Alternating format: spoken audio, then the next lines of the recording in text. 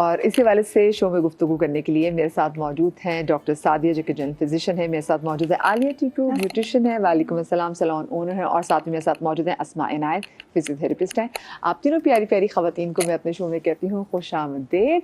और सबसे पहले मेरा आपसे सवाल भी यही है, आप तीनों से सवाल यही है कि आपकी ज़िंदगी में वो टाइम कब आया था जब आपने अपनी अम्मा की बाकायदा एक तरह से ना, वो आप जो कहते हैं ना कि अब मैं अपनी अम्मी की अम्मी बन गई, अम्मी मैं अब आपको बताऊंगी कैसे चीज़ें करनी है, वो आपकी ज़िंदगी में टाइम कब आया था? वो टाइम अम्मी की अम्मी बनने से पहले वो चली गई, लेकिन ये कि यस एक्चुअली मैं बहुत बिज़ी थी उस वक्त मुझे, और अब मुझे बहुत अफसोस होता है because I was too busy doing my work. मगर वो हमेशा बीमार हो रही थी, वो आती थी, मुझे देखती थी, और मुझे बस अब ये अफसोस होता है कि मुझे वो सब कुछ छोड़ देना चाहिए था। उनके थोड़ा बहुत था, but I was a good child दो, लेकिन खिदमत करने का कोई मौका ही नहीं मिला। लेकिन सबसे ज़रा क्या आप उनकी वो कहते हैं ना कि अक्सर आप जिम्मेदारियाँ संभाल लेते कि चलिए ठीक है मम्मी अब आपके कपड़े, अम्मी मैं अब आपके कपड़े वो ज़रा हाँ, वो खुश होती थी। उन्हें वो she was very well dressed, और वो बड़ा खुश होती थी अगर उन्हें कोई अच्छा गिफ्ट दो या उन्हें थोड़ा पैम्पर, बिकॉज वो जब आती थी तो मैं अपनी लड़कियों से कहती थी कि जल्दी से अम्मी के अच्छा सा पेडिक्योर करो, या अच्छा सा उनका मसाज कर दो, या रूट डाई कर दो उनके लिए, या तो बहुत खुश होती थी कि उनको पैम्पर में करती थी। फ़ौरन मैं कहती थी चलो जल्दी जल्दी अम्मी को 3-4 लड़कियां मिलकर वो कर दो, तो वो ज़ाहिर है she was always very special for me. Of course, मतलब सबकी तो वो माँ अम्मी से ज़्यादा इम्पोर्टेंट तो कोई था ही नहीं। बेशक बेशक। डॉक्टर सादिया, आपकी लाइफ में वो टाइम कब आया था? अच्छा देखिए, my mother was a very educated woman, masters from government college Lahore. उनको मुझे बताने की इतनी ज़रूरत नहीं पड़ती थी, बट ये हाँ, इफ़ यू टॉक अबाउट कि अपने आप को प्रायोरिटी पर रखना, वो हमारी मदर्स में बिल्कुल ज़ीरो था। जो चीज़ मैंने अपनी मदर में देखी, मतलब she wants to take care of every person in the house including the maids, drivers. जहाँ अपनी सेहत की बात आती थी तो मैं उनके आगे हाथ जोड़ती थी कि प्लीज़ ये सब काम होते रहेंगे, पहले अपने आप को आप प्रायोरिटी पे रखें। तो ये चीज़ें जब आहिस्ता आहिस्ता जब I was in med school तो मुझे रियलाइज़ हुआ कि she should take care of these things. But वही बात है ना कि सुनने वाली एलिमेंट नहीं था हमारी मदर्स में।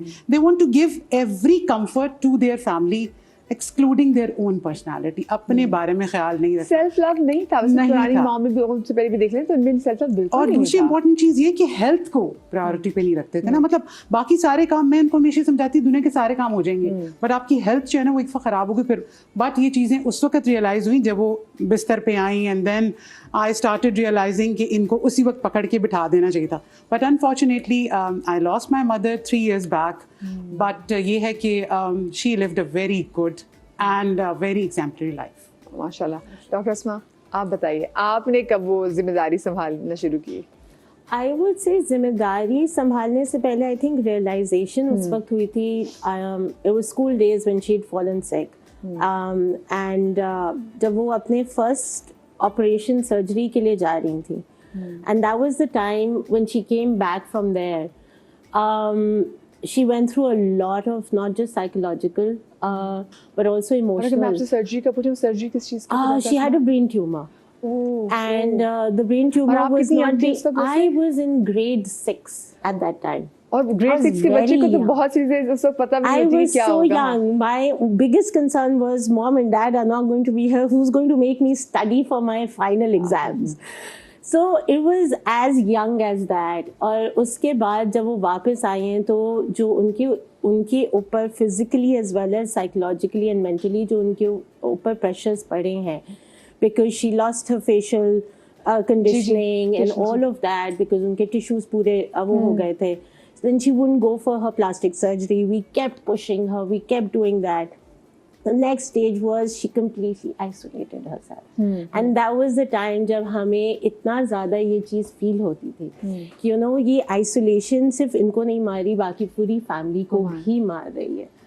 एंड हम कुछ भी कर लेते थे उनके लिए. हम उनके दोस्त उनके घर पर लेकर आते थे, घर पे हम दावतें भी कर लेते. वो लोगों से मिलना ही उन्होंने छोड़ दिया था. She would stop meeting people. She would feel as if she's not good enough for anything or the society at large. And that was the first time जब हम सब ने तीनों बहन भाइयों ने realize किया था कि you know this is a space जहाँ पे अगर माँ को कहीं ना कहीं किसी ना किसी तरीके से कोई सपोर्ट दी जा सकती है तो वो बहुत ज़रूरी है, because it wasn't just her who melted away. I also saw my father melt away. हम चाहेंगे कि हम उसको उर्दू में ज़रा बात हाँ, करें आवाम लोग। तो मुझे ये हुआ था कि उनके साथ साथ फादर के ऊपर भी बहुत ज़्यादा इफेक्ट, एक्सर्शन तो आ रही थी ना, फादर के ऊपर एक्सर्शन भी आ रही थी, और फादर के ऊपर फिर ये वाला बर्डन भी आ रहा था कि आप सोशली भी अपने आप को दूर रख रहे हैं, और आप बाहर का भी काम देख रहे हैं, आप अंदर का भी काम देख रहे हैं। अब वो ख्याल ज़रूर सबका रखनी थी, उनकी फेवरेट खाने बनेंगे, उनकी हर चीज़ होगी, सबके लिए वो केयर गिविंग ज़रूर है, लेकिन हम अपने लिए बिल्कुल मुरझाना स्टार्ट हो जाते हैं। That was the first time when I really realized कि एक इंसान का मुरझाना क्या होता है। Oh my God, हाँ। It was, I think it's been a journey since then.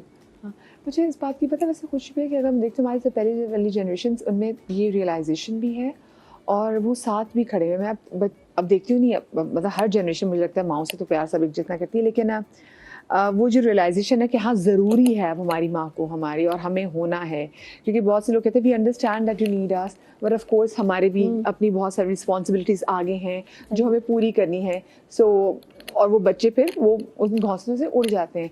लेकिन मुझे एक ये बात बताएं कि क्यों औरत अपने आप को गिव अप कर जाती है, अपने आप पे गिव अप कर जाती है जब वो देखती है कि वो बच्चे जब पैदा हो जाते हैं तो फिर हर चीज़ में उसके बच्चे आगे आ जाते हैं। वो अपने लिए नया जोड़ा ले ना ले, बच्चे के लिए अच्छा जोड़ा लेगी, वो खुद खाना खाए ना खाए, बच्चे को वो अच्छा खाना खिलाएगी, और हर चीज़ जो है बच्चा ऑफ कोर्स उसका महवर बन जाता है। लेकिन मैंने बहुत सारी औरतों को देखा है गिव अप कर जाती हैं, अपनी सेहत का ख्याल नहीं रखेंगी, अच्छा वो संवरना जो है वो छोड़ देंगी। Why? My mother was not like this. मेरी अम्मी was मैं बहुत जेनरिकली बात, हाँ, मैं अपनी अम्मी की बात बताती हूँ। बहुत केयरिंग, उन्होंने हमें बहुत मेहनत से पाला है। मतलब वो चीज़ें मैं अपने 3 बच्चों के लिए नहीं कर सकती जो उन्होंने 8 बच्चों के लिए की है। मैं सोच कर मुझे कुछ होता है कि किस तरह की होंगी उन्होंने ये चीज़ें, किस तरह, मतलब आप सोचिए कि एवरी डे आप बच्चों के लिए वो बादाम पिस्ते और वो सारी जो जारो मगज़ और वो फ्रेश बनते थे, और वो दूध में, और वो शेक्स और वो सब्जियां और फलों के जूस से, मैं एवरीथिंग मैं सोचती हूँ every day she used to make sure कि मैं स्कूल जाने से पहले, कॉलेज जाने से पहले मैं my parent, both the parent, कि दूध पी लूँ, मैं अपना जूस कंप्लीट कर दूँ, नाश्ता मेरा पूरा हो जाए। और वो भाग रहे होते थे दोनों सुबह फजर से उठकर। But I have always seen my mother very well kept, very well groomed, और ये आपके ऑटोमेटिकली आपके बच्चे लर्न कर। Grooming is not here and makeup, grooming is what she was all never के ऐसे से कपड़े पहन के घर में जैसे औरतें रिलैक्स के। I have never seen my mother like that, neat clean proper तरीके से। हमें भी हमेशा से कहती थी कि घर का मतलब ये नहीं होता कि आप ऐसा अजीब सा, क्योंकि आजकल की मैं जो तो पीजेस में होती है, पजामाज में होती है। नहीं ये पहले बहुत बुरी बात समझी जाती थी कि आप रात के कपड़ों में जो है, और आप घर में, हमारे घर में तो ये बहुत ज्यादा था। और भाई, इवन माय ब्रदर्स, भाई भी अलाउड नहीं थे कि आप बगैर शर्ट के घर में, जैसे अब शॉर्ट्स पहन के घूमते हैं ना, शॉर्ट्स और वो स्लीवलेस वो पहने थे, दे वर नॉट अलाउड। वो ये बिल्कुल हमारे घर में इजाज़त नहीं थी कि बहनें घर में कोई आ रहा है, मेड्स है, ये है वो है, तो आपको अपने कपड़े पूरे होने चाहिए। तो ये छोटी छोटी चीज़ें थी, हमारे घर के रूल्स थे, वो थे। और मैंने कभी नहीं देखा मेरी अम्मी अपनी दवाओं का, अपने खाने पीने का, मैंने कभी अपनी अम्मी को ओवर ईटिंग करते हुए नहीं देखा। अगर उन्हें हम जिद भी करते थे कि अम्मी प्लीज़ प्लीज़, कहती नहीं, ये मैं नहीं खा सकती। और ये अच्छा, वैसे ना ये अच्छी बात है कि आपकी अम्मा में थी कि वो अपना खुद करती, लेकिन मेरी अम्मा भी जैसे बीमार है तो हम उनको परहेज कराते थे, और हम भी परहेज इतना सख्त, उनका एक्सट्रीम परहेज था। जी हाँ, अम्मा को तो। लेकिन हम जो वो कहते हैं, क्योंकि अगर हम अम्माओं की हम केयर की वाले से बात करें तो जो बच्चियां खुद, तो मेरी अम्मी मुझे कहती थी ये तुम देखना, मैं रोजे मैशे तुम्हारी शिकायत करूंगी। मैंने कहा मैं भी अल्लाह में से कहूंगी, मैंने अपनी अम्मी की उम्र बढ़ाने के लिए अम्मी को जो है ना वो इतना परहेज करा है।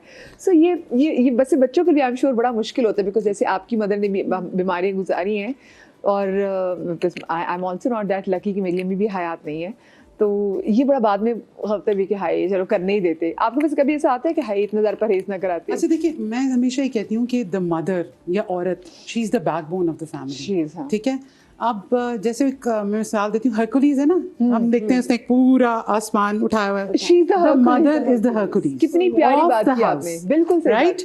और जैसे उसके हाथ नीचे गिरेंगे आपका पूरा यूनिवर्स गिर जाता है, उसमें आपके बहन भाई आपका हस्बैंड, पूरी फैमिली क्लैश कर जाती है। Exactly. और औरत की जो उम्र स्टार्ट होती है, आई मीन औरत का जो केयर स्टार्ट होता है, it's not just motherhood, menarche जब वो प्यूबर्टी में जाती है, प्रेगनेंसी, उसके बाद मेनोपॉज, ये 3 स्टेजेस एक औरत, एक फीमेल की जिंदगी में बहुत इंपॉर्टेंट होते हैं। और अगर उन 3 स्टेजेस पर आपने अपनी केयर अच्छी की है तो बहुत मुमकिन हद तक आपका जो एंड ऑफ लाइफ है वो बहुत अच्छी होती है। मेनोपॉज में जब आपका मेंस्ट्रुअल साइकिल स्टार्ट होता है, आप उस वक्त अच्छी डाइट रखें, प्रेगनेंसी में अपना ख्याल रखें, and I am talking about physical as well as emotional well being. That's very important. Yes, because physically और इमोशनली बोथ साइड्स पर औरत को स्ट्रांग होना बहुत ज़रूरी है। अच्छा, टॉकिंग अबाउट प्रेगनेंसी में आपने ख्याल नहीं रखा, आपको उसका पे एंड में करना पड़ता है। बिल्कुल, वो सब चीज़ें आपकी वापस आती हड्डियां हैं। कॉम्प्रोमाइज होती हैं, आपका ब्लड नहीं है तो आप एनीमिक हैं, आपके बच्चे भी आगे से एनीमिक हैं और आप बच्चे पैदा करती चली जा रही हैं। अनीमिया, आपका HB7 पर है और आप धड़ाधड़ बच्चों की फिजिकल लाइन। टोल तो एक है ही डॉक्टर साहब, लेकिन वो एक मेंटल टोल भी ना, कि अगर आपके साथ उस वक्त ड्यूरिंग डिलीवरी या प्रेगनेंसी अगर आपके साथ ऐसी कोई भी चीज हुई हो जो आपके दिल को बाद लोगों की हर्ट की हो, ट्रॉमा जो कि आपको जिंदगी रहता भर है। का है, हाँ। और वो ट्रॉमा, मैं कहीं पढ़ रही थी, साइकोलॉजी में कहीं पढ़ रही थी कि द वुमेन, अगर वो अपने प्रेगनेंसी का जो पीरियड होता है उसमें जिसने उसका ख्याल रखा होता है, जिसने उसका ज्यातियां की होती हैं, वो एंड तक उसके दिमाग में रहती है। बिल्कुल, बिल्कुल, दैट इज द बिल्कुल, गोल्डन बिल्कुल, पीरियड, बिल्कुल। Because she is bringing a life to the universe.